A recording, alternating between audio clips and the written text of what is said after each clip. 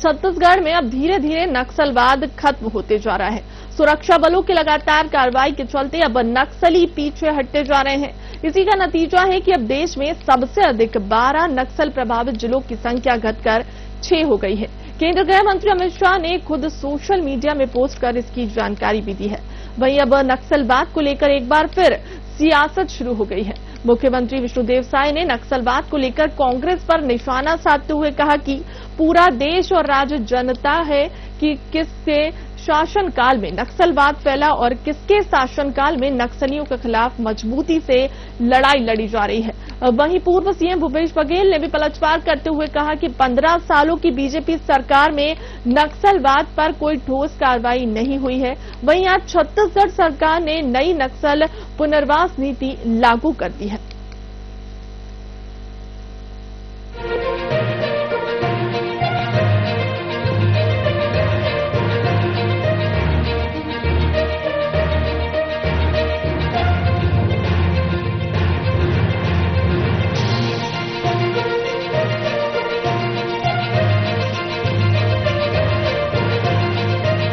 छत्तीसगढ़ में अब धीरे धीरे नक्सलवाद खत्म होते जा रहा है।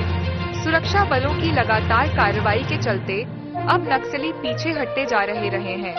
इसी का नतीजा है कि अब देश में सबसे अधिक 12 नक्सल प्रभावित जिलों की संख्या घटकर 6 हो गई है।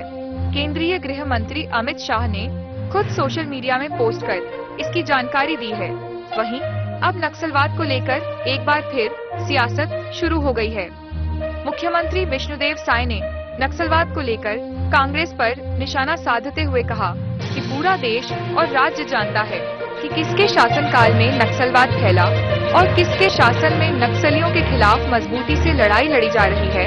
देखिए, कांग्रेस बौखलाई हुई है, लगातार हार के ऊपर हार।